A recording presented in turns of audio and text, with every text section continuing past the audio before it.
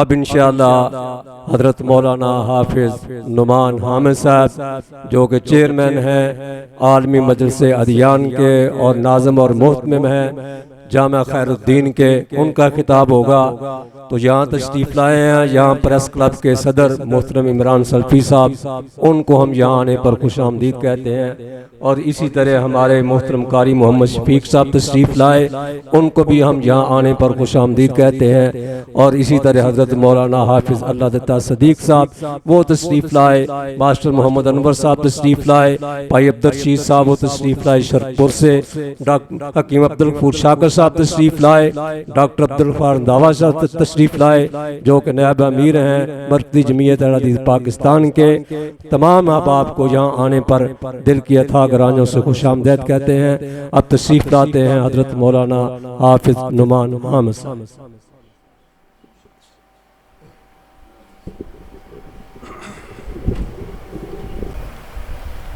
الحمد لله وكفى وسلام على عباده الذين اصطفى أما بعد فأعوذ بالله من الشيطان الرجيم بسم الله الرحمن الرحيم إن الذين آمنوا وعملوا الصالحات أولئك هم خير البرية جزاؤهم عند ربهم جنات عدن تجري من تحتها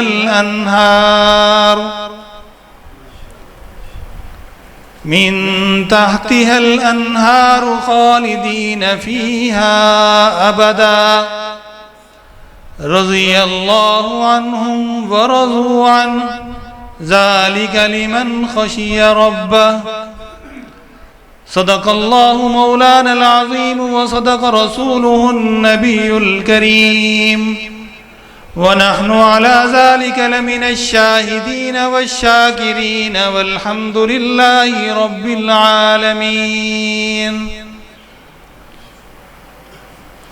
معزز حاضرین مجلس،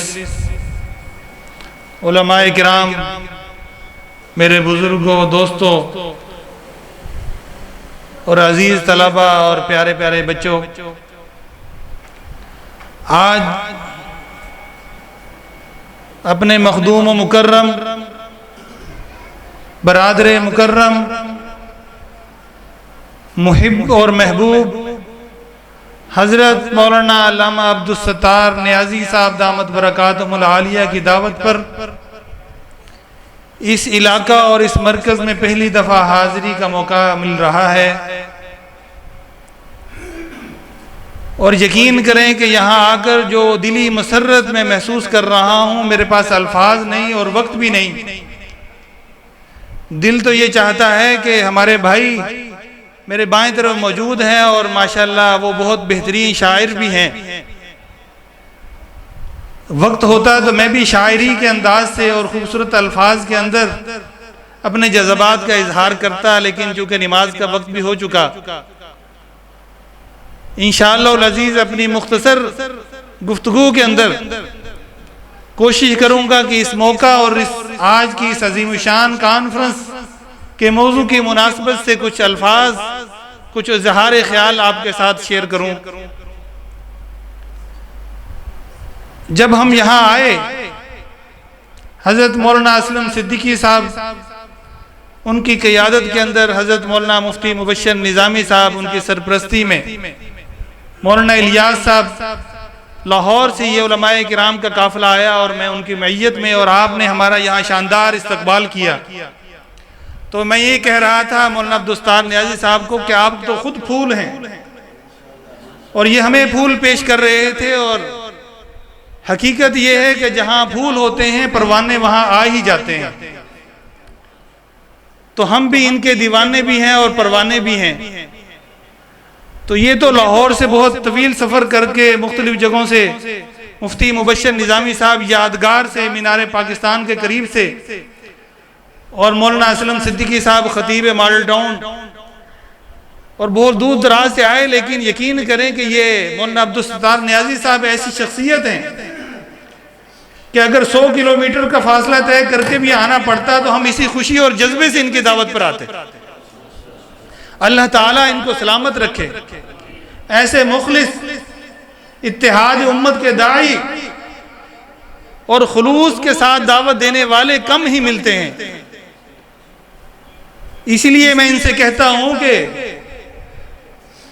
جب بھی آپ محبت سے بلائیں گے تو یہ انشاءاللہ یہ دیوانے کھینچے چلے آئیں گے۔ اللہ تعالیٰ اس مرکز کو اور اس جامع مسجد کو شاد اور آباد رکھے۔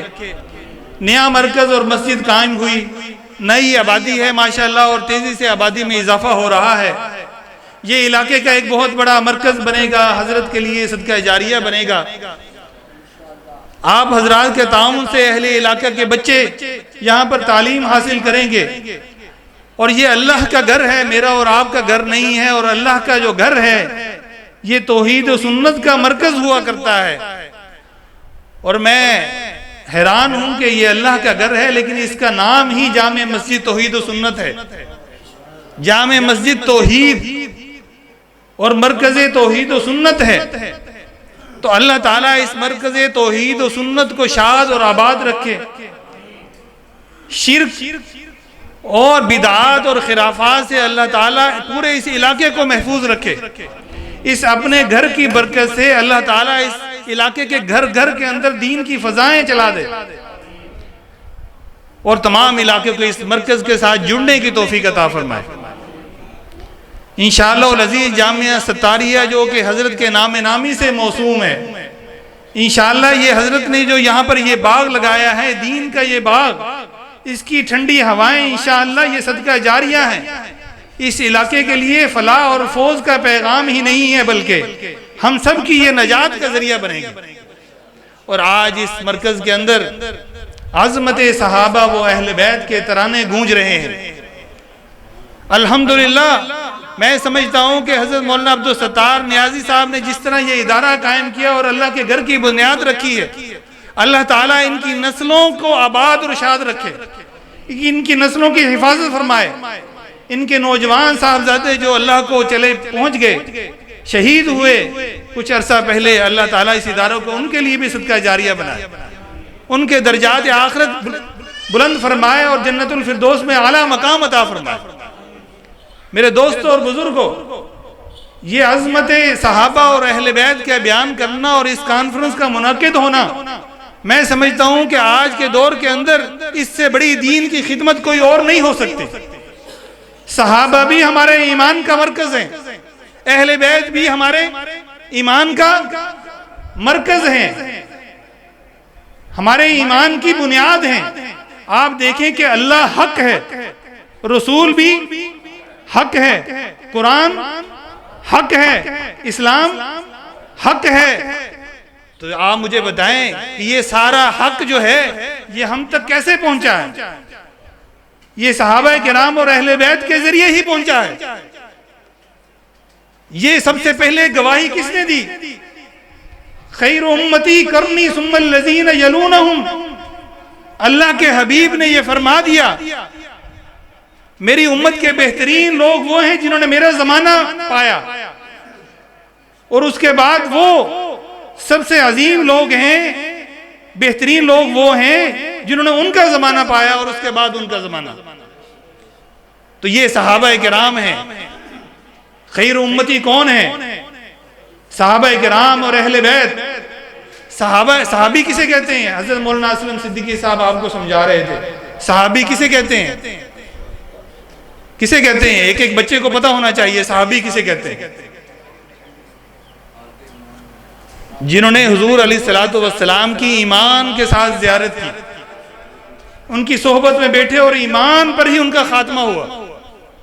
اور اہل بیت کون ہیں؟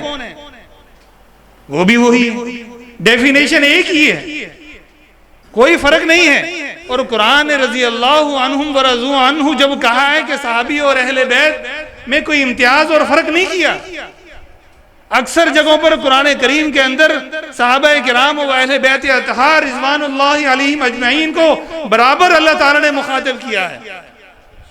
اور دونوں صحابہ کرام کو اور اہل بیت کو نسبت مصطفیٰ صلی اللہ علیہ وآلہ وسلم نے ہی عظیم بنا دیا ہے.